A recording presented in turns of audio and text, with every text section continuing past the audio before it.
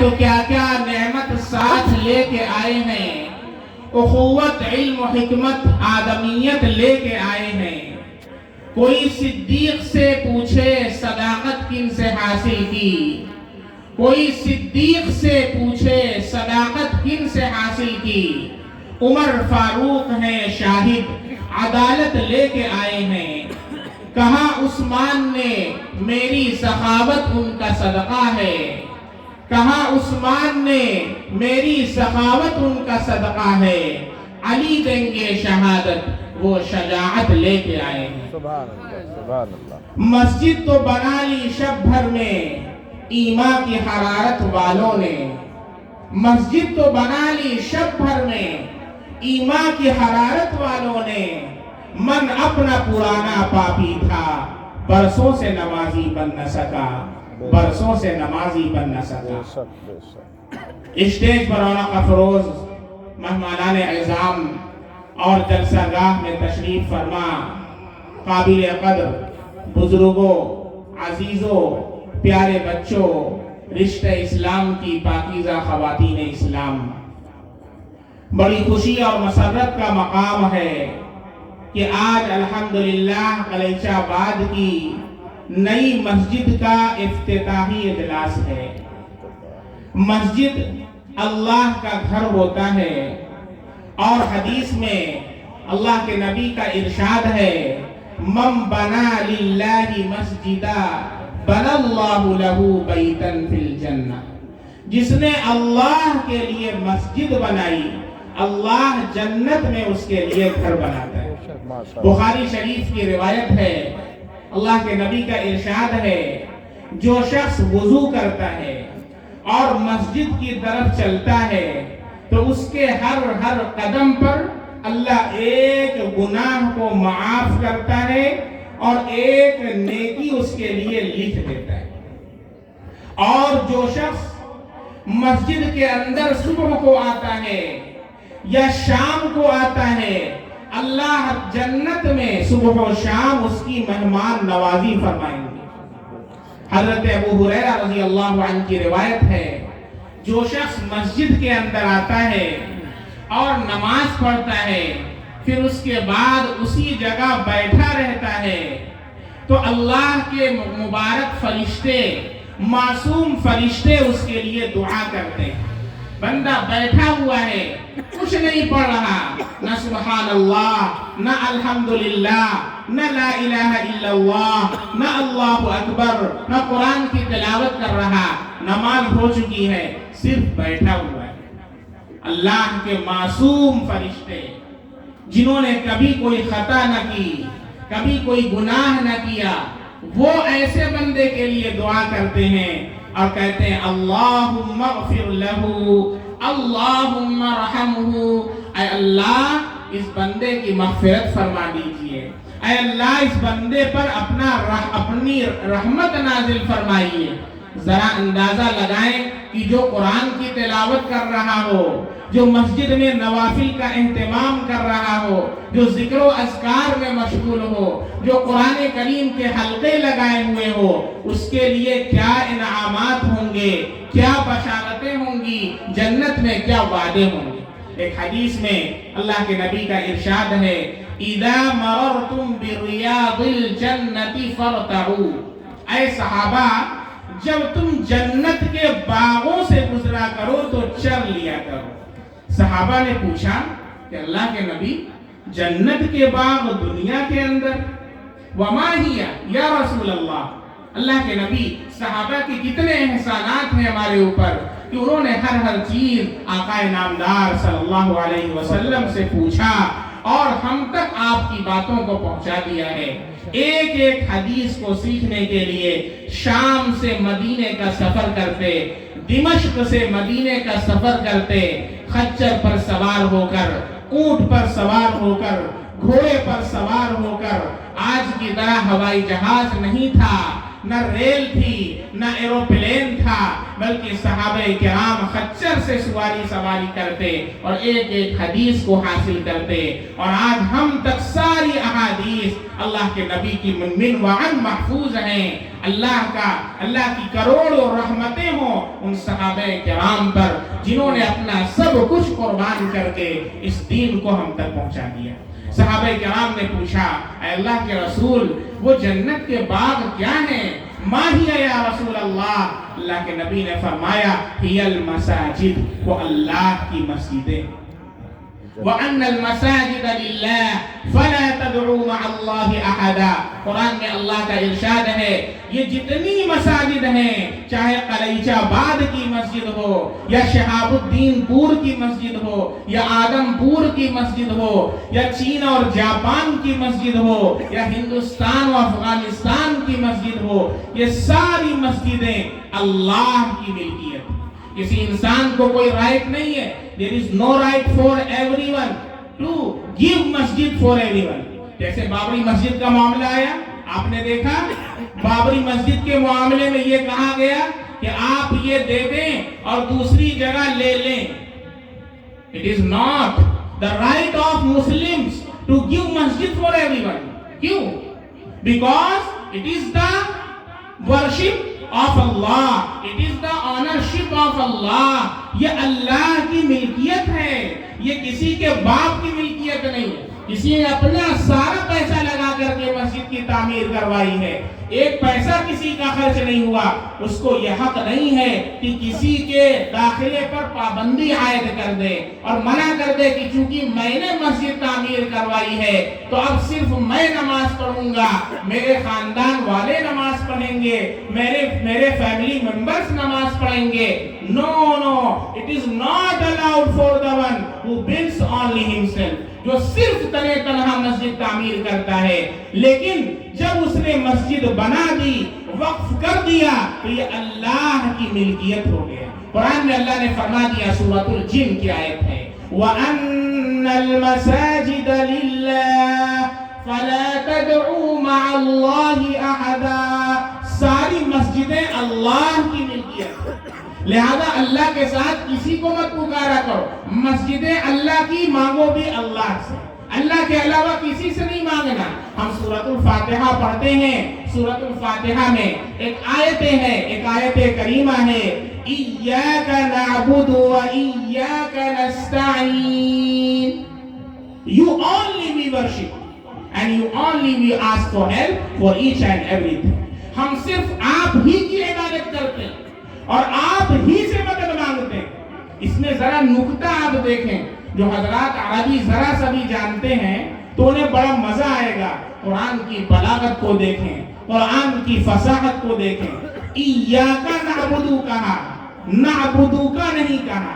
ایاکا object, ایاکا مفعول ہے، اور یہ قاعدہ ہے، پہلے سبجیکٹ آتا ہے، پھر ورب آتا ہے، پھر آبجیکٹ آتا ہے۔ اردو میں آپ کہہ لیں، پہلے فاعل آتا ہے، پھر فعل آتا ہے، پھر مفعول آتا ہے۔ زید جا رہا ہے مسجد، زید is going to mosque۔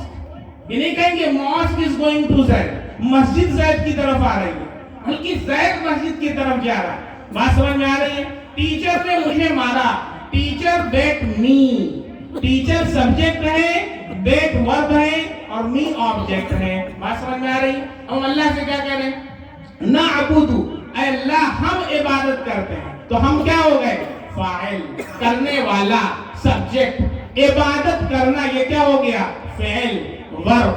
کس کی عبادت کرتے ہیں؟ تیری عبادت کرتے ہیں۔ کس کی عبادت کرتے ہیں؟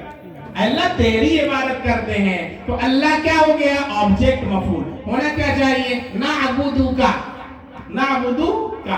لیکن قرآن میں کیا ہے؟ ایاک نعبدو وَإِيَّاكَ نَسْتَعِينُ ہونا کیا چاہیے؟ نَعْبُدُكَ وَنَسْتَعِينُكَ۔ لیکن ہے کیا؟ إِيَّاكَ نَعْبُدُ وَإِيَّاكَ نَسْتَعِينُ۔ اب جسے گرامر کا نہیں پتا، ویڈیو آیا تھا، کوئی صاحب بیٹھ کر کے کہہ رہے تھے قرآن کریم اللہ کے نبی کا معجزہ ہے، اور قرآن میں اللہ کا اعلان ہے کہ تم اس قرآن جیسی ایک سورت اور ایک آیت بھی نہیں پیش کر سکتے. یہ قرآن کا چیلنج قیامت تک کے لیے. قیامت تک کے لیے کوئی انسان اس کلام کا مثل نہیں پیش کر سکتا. عرب کے فصحاء بلغاء عاجز ہو گئے تو اس وقت کون پیش کرے گا؟ تو وہ کہہ رہا تھا بندہ، اس نے کہا کہ میں نے سورت بنائی. اب لوگ اس کی طرف متوجہ ہو گئے کہ آخر کیا بات ہے. آج تک کوئی بندہ پیدا نہیں ہوا اور یہ الو کا پٹھا آیا ہے اور کہہ رہا کہ میں نے بنائی ہے. اب سب لوگ، یہ لوگ کیا کرتے ہیں؟ سستی شہرت حاصل کرنے کے لیے، ٹی آر پی بڑھانے کے لیے، ویورز بڑھانے کے لیے کہتے ہیں کچھ نیا کرو.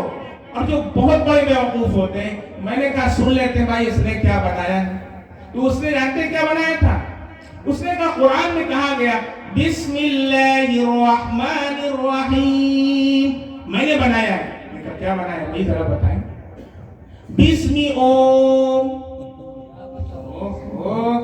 اور آگے الحی القیوم. میں نے کہا تو چوری کر لیا تم نے.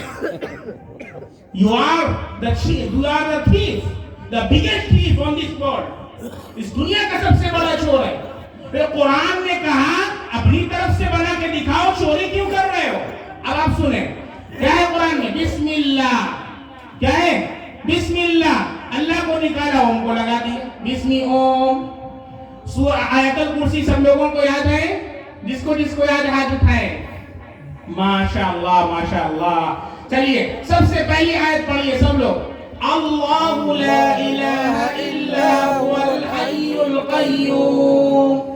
تیسرے پارے سے الحی القیوم اٹھایا، الرحمن الرحیم کو ہٹایا، الحی القیوم کو لگایا اور اللہ کو ہٹایا، اوم کو لگایا. کہہ رہا بسم اوم الحی القیوم. میں نے قرآن جیسا پیش کر دیا. You are the biggest liar of this world. اس دنیا کا سب سے بڑا جھوٹا تو ہے، سب سے بڑا چور تو ہے. قرآن سے چوری کرتا ہے اور کہتا ہے کہ میں نے قرآن جیسی آیت پیش کر دی.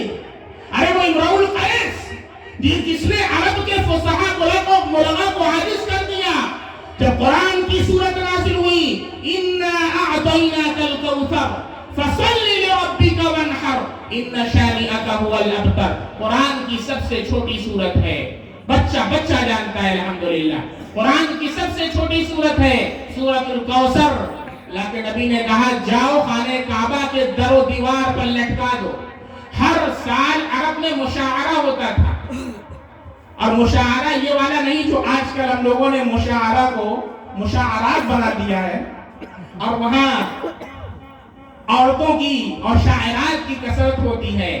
وہاں بڑے بڑے فصحاء بلغاء زبان دانی کا دعویٰ کرنے والے آتے تھے اور اپنے اپنے کلام پیش کرتے تھے، اور جس کی فرسٹ پوزیشن آتی اس کا کلام خانہ کعبہ کی دیوار پر لٹکا دیا جاتا تھا اور پورے سال تک اس کا کلام لٹکا رہتا تھا، پورے سال تک آویزہ رہتا تھا. لوگ آتے طواف کرنے تو دیکھتے تھے کہ اوہو فلاں شاعر کا کلام ہے کہ جس کی فرسٹ پوزیشن آئی ہے. جب یہ آیت نازل ہوئی سورۃ الکوثر انا اعطیناک الکوثر، جانتے ہیں یہ کب نازل ہوئی؟ میرے آقا تاجدار مدینہ فخر دو عالم صلی اللہ علیہ وسلم کے ایک صاحب زادے تھے حضرت ابراہیم رضی اللہ عنہ. حضرت ابراہیم رضی اللہ عنہ ان کا جب انتقال ہوا تو لوگوں نے آپ کا مذاق اڑانا شروع کر دیا اور یہ کہا کہ اب ان کی نسل ختم ہو گئی، نعوذ باللہ. اب محمد کا نام لینے والا کوئی نہ رہے گا، محمد کا نام باقی نہ رہے گا، محمد کی دعوت باقی نہ رہے گی، محمد کا دین باقی نہ رہے گا. قدرت خداوندی جلال میں آتی ہے. اللہ نے جبریل امین کو بھیجا، سورہ کوثر نازل فرمائی. اللہ نے فرمایا انا اعطیناک الکوثر فصل لربک وانحر ان شانئک هو الابتر.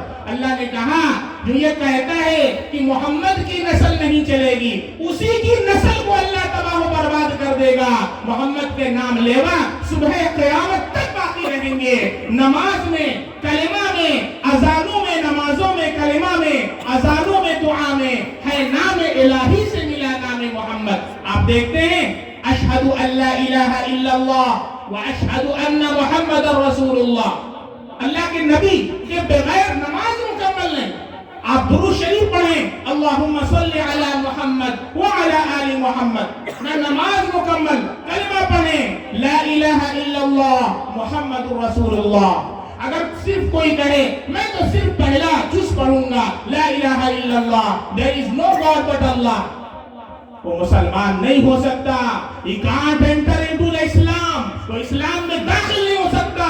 he can't be a true Muslim، اس کا اسلام قابل قبول نہیں ہو سکتا جب تک کہ وہ دوسرا جز نہ پڑھ لے محمد الرسول اللہ.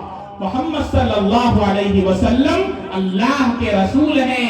محمد صلی اللہ علیہ وسلم is the prophet and messenger of Allah سبحانہ wa ta'ala. اس وقت تک اس کا ایمان کامل نہیں ہو سکتا. اللہ نے ایسا نام چلایا میرے آقا کا کہ پوری دنیا کے اندر ہر وقت اذان ہوتی ہے، ہر وقت آقا کا نام گونجتا ہے. در و دیوار سے، صحرا سے، دریا سے، دشت سے، ہر ذرے ذرے سے آقا کے نام کی آواز آتی ہے. کلمہ میں، نمازوں میں اذانیں ہے نام الہی سے ملا نام محمد. اور اس نام کی لذت دل عشاق سے پوچھو، اس نام کی لذت دل عشاق سے پوچھو. جان آ گئی تن میں جو لیا نام محمد، اور فرماتے تھے یہ آدم کی مجھے خلد بری میں لکھا ہوا توبہ پہ ملا نام محمد. یہ اللہ کے نبی کا مقام ہے، یہ اللہ کے نبی کا مرتبہ ہے. جب یہ سورت نازل ہوئی خانہ کعبہ پر آویزہ کر دی گئی، جب مشاعرہ ہوا اور شعراء، فصحاء، بلغاء آئے تو دیکھتے ہیں کہ پہلے ہی سے سورت لگی ہوئی ہے، کلام پہلے ہی سے لگا ہوا ہے. دیکھتے ہیں کیا لکھا ہوا ہے، دیکھتے ہیں اِنَّا أَعْطَيْنَاكَ الْكَوْثَرَ فَصَلِّ لِرَبِّكَ وَانْحَرْ إِنَّ شَانِئَكَ هُوَ الْأَبْتَرُ. سب نے اپنے اپنے دماغ کو کھپا دیا، سوچا کہ اس سال اپنی پوزیشن لے کر کے آئیں. کسی کا کلام بڑے بڑے فصحاء بلغاء کا ان 3 آیتوں سے پڑھ کر نہ ہو سکا.